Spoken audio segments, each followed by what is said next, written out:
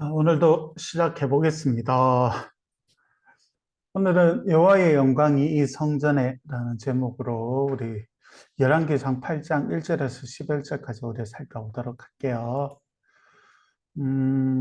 성전이 완성되고 나서 솔로몬은 시온에 있던, 그러니까 다윗성에 있던 언약궤를 이제 새로 지어진 성전으로 이제 가지고 오려고 합니다. 아버지 다윗도 왕이 되었을 때 언약궤를 다윗성으로 이렇게 가지고 왔지 않습니까? 그때 다윗이 얼마나 기뻐했던지 하나님 앞에 춤을 추며 하나님을 찬양했던 그 모습을 우리가 알고 있는데요. 솔로몬이 믿음의 핵심은 아직까지 잃어버리지 않고 있는 것 같아요. 그리고 이스라엘의 모든 지도층에 있던 사람들을 모으게 되죠. 그래서 장로들, 그리고 각 지파의 지도자들, 그리고 이스라엘의 족장들을 소집합니다. 그들을 소집한 안건이 뭐냐면 언약궤를 새롭게 지어진 성전으로 이제 옮기기 위한 것이죠. 그래서 그 내용들을 이제 살펴보려고 하는데요. 2절에 보면 이스라엘의 모든 사람이 다 에다님월 곧 일곱째 달 절기에 솔로몬 왕에게 모이고 이렇게 시작합니다. 여러분 가만히 보면 이 하나님의 법궤를 옮기는 일에 이스라엘 리더들만 움직이는 게 아니었어요. 지금으로 말하자면 교회 목사님과 장로님들만 모인 게 아니라 이스라엘의 모든 사람이 이 일곱째 달 절기에 함께 모였어요. 일곱째 달 절기에는 세 개의 절기가 있어요, 여러분. 일곱째 달의 절기가 뭐가 있냐면 나팔절이 있고 속죄일이 있고 그리고 장막절. 장막절이 다른 말로 초막절이라고도 하는데 이렇게 요런 세 가지 절기가 있어요. 성경이 구체적으로 어느 절기인지 말하고 있지 않아서 모르겠지만 아마도 이렇게 문맥적인 내용을 봐서는 초막절을 보내고 있는 것 같거든요. 그래서 여러분 3절에 보면 이스라엘 장로들이 다 이름에 제사장들이 궤를 매니라 이렇게 되어 있잖아요. 성전이 완공되고 나서 어느 정도의 시간이 흘렀는지는 모르겠어요. 왜냐하면 여러분 우리가 앞서 살펴봤지만 성전의 완공은 8월 달이거든요. 그리고 지금 나와 있는 절기는 7월이단 말이죠. 그렇다면 최소한 1년이라는 시간은 지났단 말이거든요. 그 1년이 시간이 지나고 나서 일곱째 달이 되었을 때 이 절기를 지키고 있는데 목사님은 봤을 때는 초막절이 거의 가까운 것 같거든요. 그 의견에 동의하는 쪽에 서 있는데, 만약에 초막절이라면, 여러분, 초막절이 뭐 하는 절기냐면, 광야에서의 그 삶 동안에 하나님께서 함께 하시고, 인도하시고, 그리고 살피셨던 은혜를 생각하는 절기거든요. 그래서, 황량한 그 광야로 나가서 그냥 나무로 집을 짓고 텐트를 짓고 그곳에서 하나님의 은혜를 다시 한번 되새겨보는 그런 절기란 말이죠. 또 이 추수의 절기이기 때문에 또 축제의 시간들을 가지게 되거든요. 그래서 오늘 축제에 관련된 언어가 나와서 그래서 학자들도 그렇고 목사님도 그렇고 그냥 아마 이게 초막절이지 않을까 이렇게 생각하게 되었던 거거든요. 이제 이스라엘은 오랜 방랑의 시간을 끝났어요. 이제는 정말 하나님의 평강을 누리고자 하나님은 성전이라는 것도 허락하셨고, 이제 그 약속의 땅에서 하나님과 함께 참 평안을 누릴 수 있는 그 축제가 시작되었는데, 성전의 왕궁과 함께 이런 축제로 하나님은 이스라엘을 모이게 하신 것 같아요. 이번 축제에는 재앙이 없어요.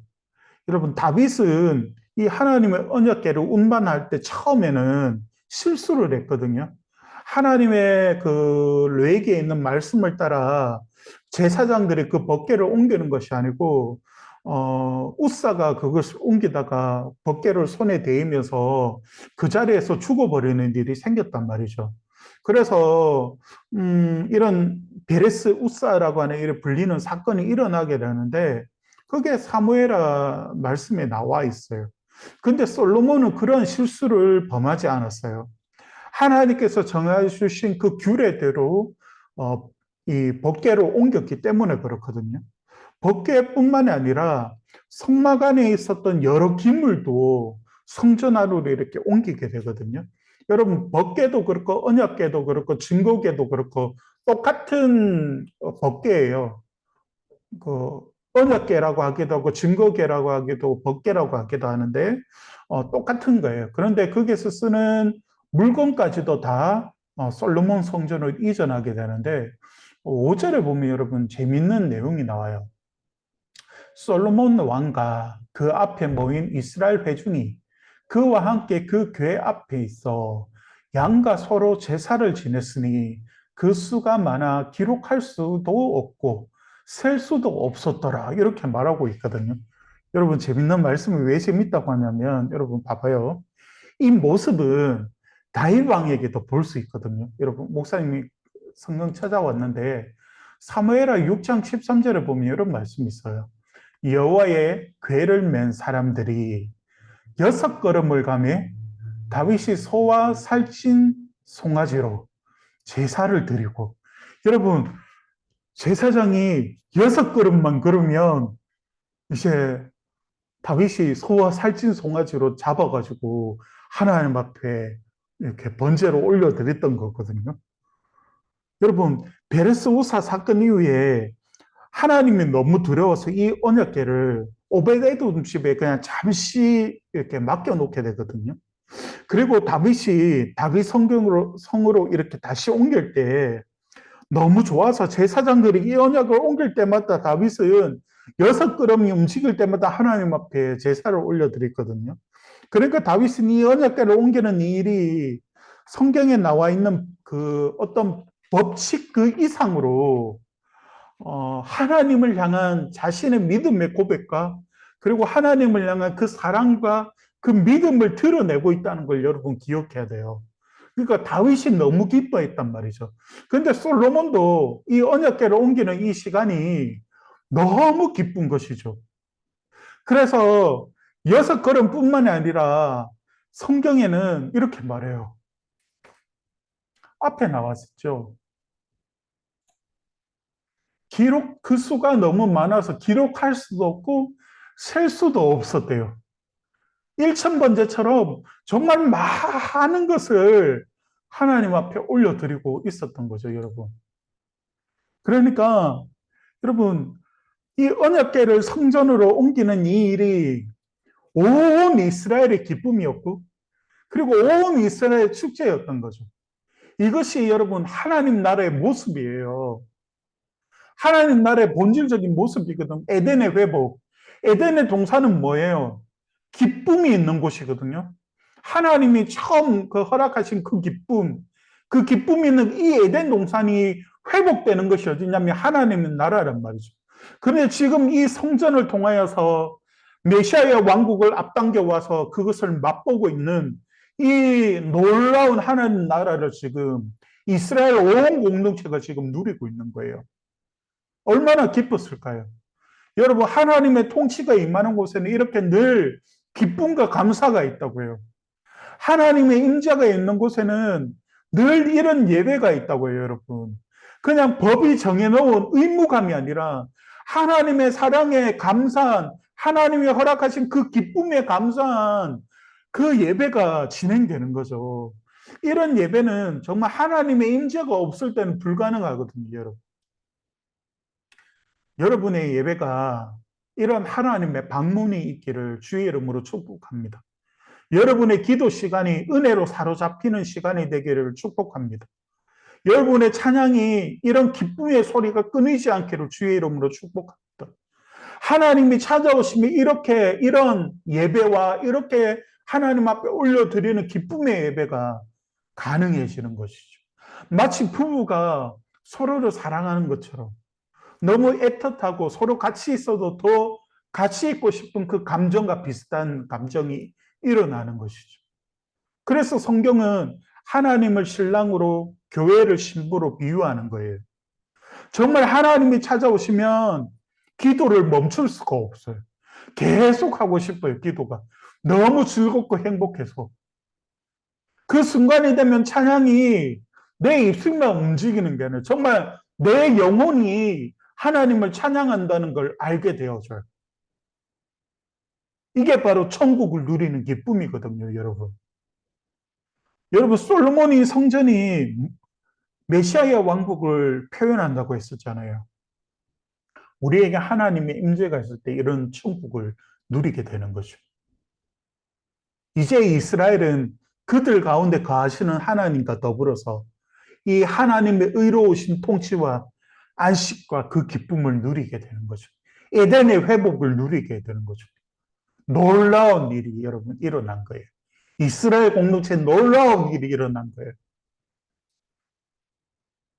아이고, 7절, 8절 먼저 읽어볼게요.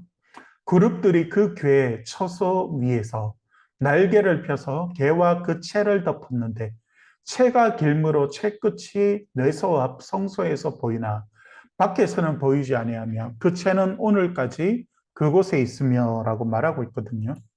여러분 여기 보면 그 그룹 있는데 있죠.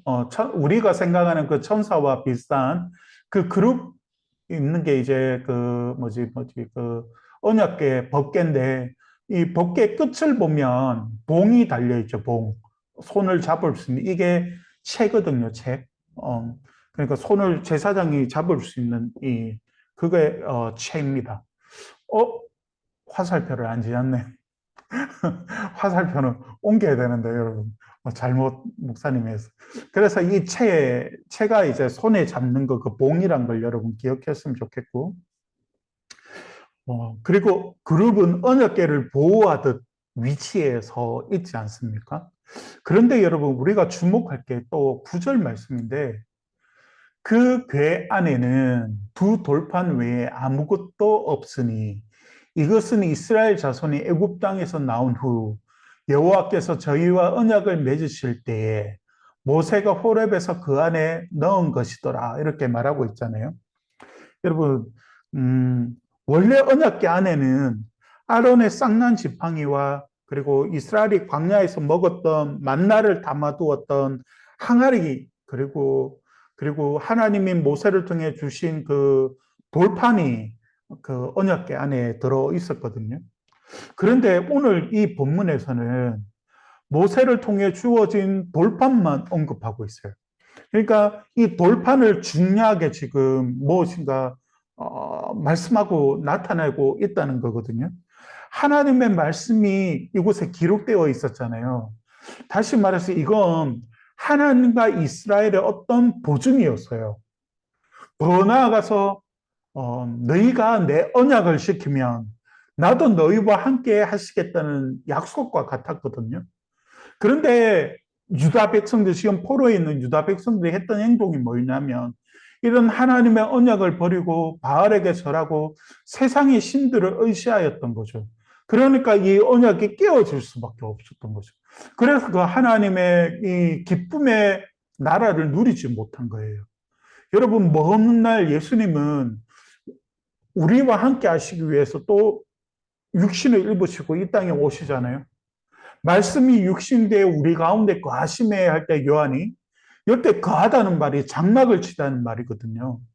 그러니까 하나님이 우리와 함께 하시려고 성자 예수님이 몸을 가지시고 이 땅에 오신 걸 장막을 쳤다는 표현을 쓰고 있는 거예요.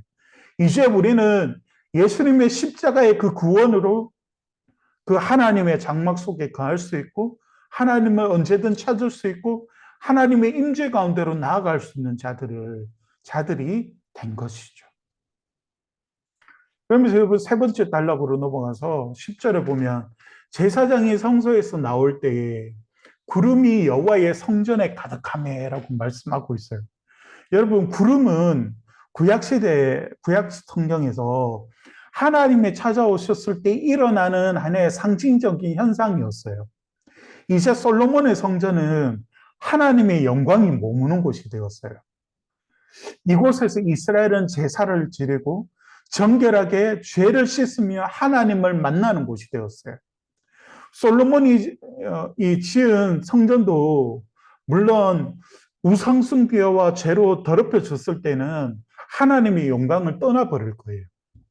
그리고 지금 유다 백성들은 성전이 무너지고 바벨론에 가 있는 것처럼 이 성전은 무너질 수도 있는 거예요. 여러분, 지금도 하나님의 임재를 더 강력하게 만나는 것은 정결함에 있어요. 죄는 계속해서 우리와 하나님 사이를 갈라놓기 때문에 그렇거든요. 그렇다고 우리가 회개한다고 해서 회개가 일어나는 건 아니에요. 기독교 방송국에서 현장에서 전화를 통해서 상담을 하고 또 서로 같이 기도를 하며 이렇게 인도하는 목사님이 계세요. 되게 좀 외모적으로 특이한 목사님이긴 한데 그 목사님이 늘 강조하는 게 뭐냐면 회개거든요. 어, 회개하다 보면 정말 그런 회개의 역사가 일어난다는 거죠. 물론 하나님 앞에서 죄 씻음을 사모한다면 하나님께서 돌이킴을 허락해 주실 거예요. 그러나 회개는 우리의 기대와 우리의 요청으로 일어나는 것은 아니에요. 수년 전에 서울의 대형 교회를 중심으로 1907년에 그 평양 대부흥을 기념하면서 우리도 하나님 앞에 이런 일들을 다시 허락해 달라고 그런 부흥을 다시 허락해 달라고 하면서 그들이 했던 그 퍼포먼스가 뭐냐면 다 같이 모여가지고 회개하는 것이었거든요. 회개하면 성령께서 역사하시라는 믿음을 가지고. 그런데 여러분, 이건 초점이 잘못된 것 같아요. 정말 귀한 모임은 맞지만 하나님을 더 깊이 인지하지 못한 사료라고 생각되어져요. 회개는 하나님이 찾아오시는 역사가 있어야 돼요. 하나님이 방문하시지 않으면 진정한 회개는 일어나지 않거든요. 우리는 회개를 생각하면 어떤 회개를 생각하냐면 눈물 흘리는 거, 내 마음이 찢어질 듯하게 짠한 거, 그래서 막 감정적으로 무엇인가 움직이는 것을 회개라고 생각하는데 성경이 말하는 회개는 그건 하나의 모습일 뿐이에요. 진짜 성경이 말하는 원회개의 모습이 뭐냐면 하나님이 지으시고 하나님이 원하셨던 그 모습 그대로 다시 돌아가는 거예요. 아무리 눈물을 흘려도 우리의 삶이 하나님이 원하시는 모습으로 돌아가지 않으면 그건 회개가 아니에요. 그래서 우리는 하나님을 기다리고 또 기다리는 이유가 뭐냐면 하나님의 찾아오시는 이 절대적인 은혜가 없이는 회개가 일어나지 않고 하나님이 찾아오시는 절대적인 은혜가 없이는 기도의 응답이 없고 하나님이 찾아오시는 절대적인 응답이 없이는 하나님 나라의 이 기쁨을 누릴 수 없기 때문에 그런 것이죠. 그래서 우리는 우리의 다급함과 우리의 고통을 안아야 할 때가 있어요. 정말 내가 생각하기엔 너무 다급하고 지금쯤이면 하나님께서 찾아오셔야 될 것 같은 생각이 더 판단이 되는 순간이 있을 때도 있어요. 그때도 내 삶이 모든 것이 무너지고 어지러워도 그때도 하나님을 딱 기다리고 있어야 돼요. 그리고 내가 너무 고통스러워도 그 고통을 안고 하나님의 찾아오심을 기다리고 있어야 돼요. 하나님이 방문하실 때까지. 이것이 부흥이에요, 부흥. 지금 솔로몬 성전에 하나님께서 임재하셨던 것처럼 말이죠. 하나님의 임재는 어정쩡하지 않아요. 분명하게 구름이 딱 버티면서 하나님이 정말 함께 하시구나 것을 분명하게 보여주셨던 것처럼 우리에게도 하나님이 방문하시잖아요. 그 누구도 부인할 수 없을 정도로 분명하게 우리에게 찾아오세요. 그게 하나님의 말씀하시는 언약 안에서 이루어지는 거거든요. 그래서 오늘 말씀을 여러분 다시 읽을 때, 그리고 내일 큐티하는 분들은 내일 큐티할 때, 이 하나님의 찾아오심에 대한 많은 질문과 그리고 고민과 기도가 있었으면 좋겠어요.